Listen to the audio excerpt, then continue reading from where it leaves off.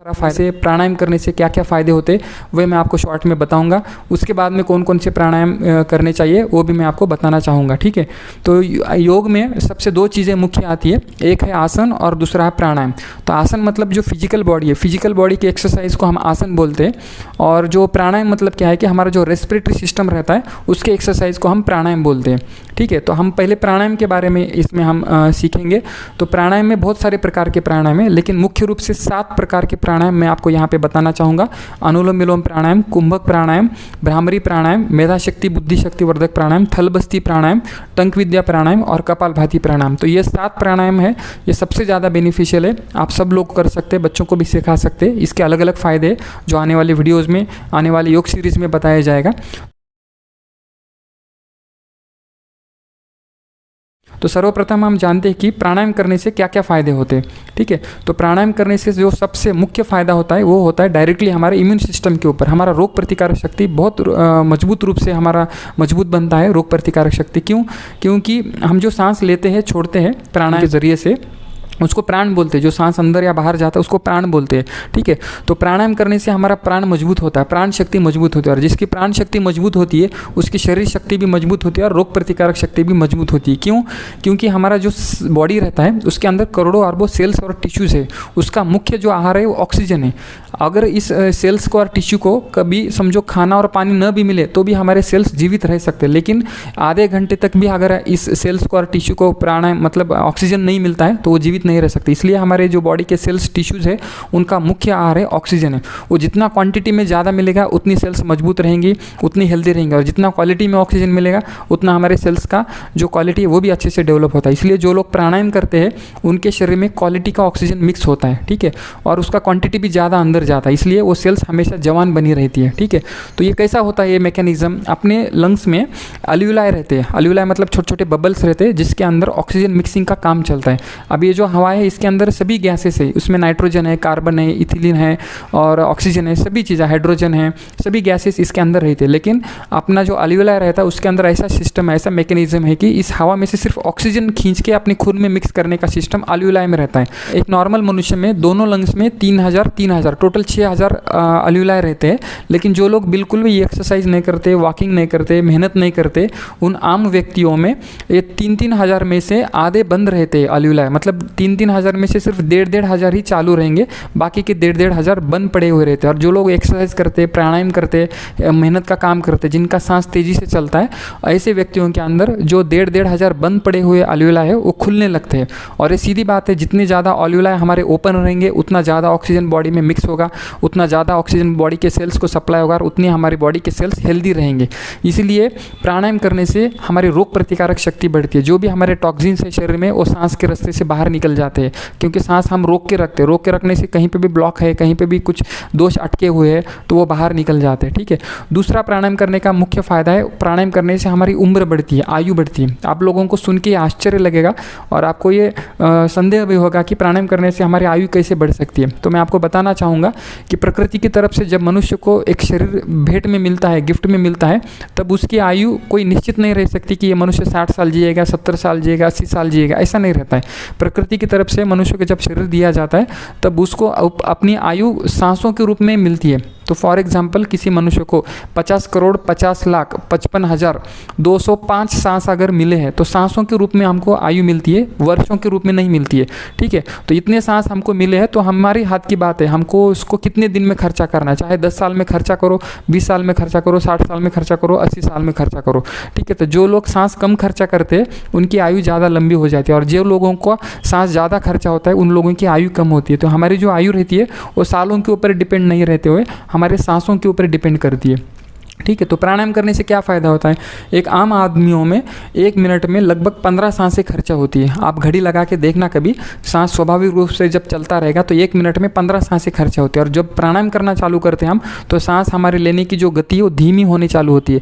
तो 1 मिनट में 15 सांस खर्चा होने का 14 खर्चा होते हैं, 13 खर्चा होते हैं, फिर 12 खर्चा होने जाते हैं, फिर 10 तक आता है हमारा। तो 1 मिनट में 15 सांस खर्चा होने का 10 खर्चा हो गए, 5 सांस बच गए, तो 1 मिनट में 5 बचते हैं। ठीक है, तो 1 मिनट में नॉर्मली 15 सांसें खर्चा होती होती है, 24 घंटे में कितने मिनट रहते हैं? लगभग 1400 चिल्लर मिनट रहते हैं। तो 24 घंटे में आम आदमी का 21,600 सांसें खर्चा होती है, 21,600 सांसें एक दिन में खर्चा होते। तो प्राणायाम करने से क्या होता है, थोड़ी थोड़ी सांसें कम खर्चा होना चालू होते। तो ये 15 में से 12, 13, 10 पे आ गया। तो उसी प्रकार 21,600 में से 20,000 खर्चा होंगे, 19,000 खर्चा होंगे, फिर 18,000 खर्चा होंगे। जो 2-3 हज़ार सांस हमारे दिन के बचे हैं वो हमको नेक्स्ट दिन यूज़ करने के लिए मिलते हैं।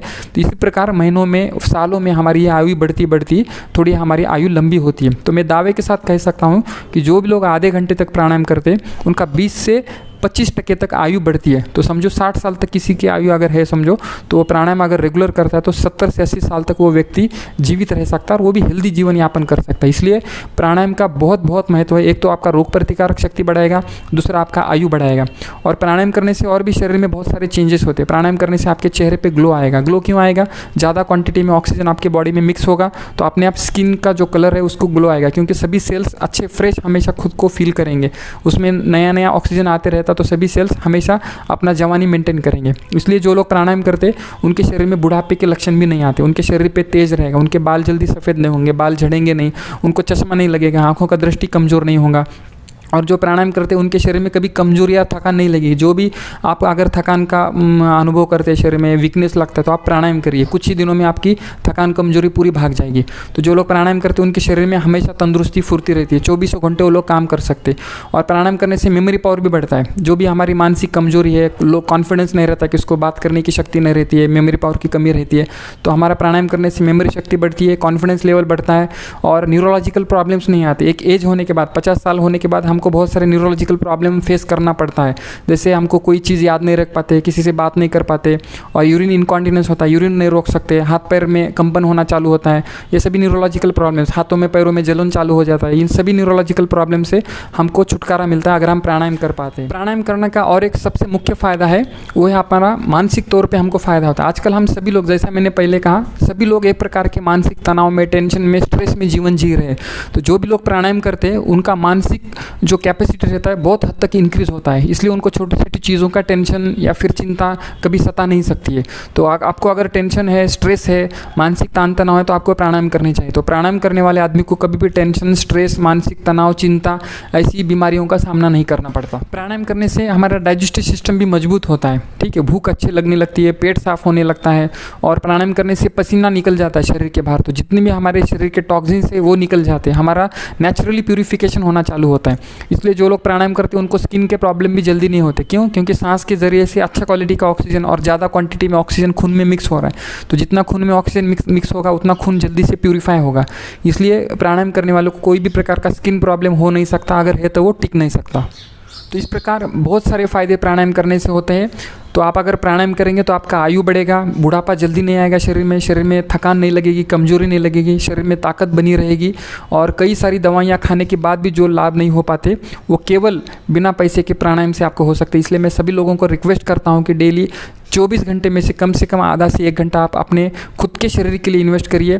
हम एक आधा गाड़ी लेते हैं, एक 2-4 लाख का या तो 10 लाख का, तो उसको भी टाइम देते हैं, उसको सर्विसिंग कराते हैं, उसको मैकेनिक के पास लेके जाते हैं। और कोई घर लेते हैं तो उसका भी साल में एक बार तो साफ़ सफाई कराते हैं, उसका भी ध्यान रखते हैं। लेकिन ये जो हमारा शरीर है वो लाखों करोड़ों का भी प्रॉपर्टी नहीं है, कई अरबों का है, इसका कोई कीमत नहीं हो सकता है।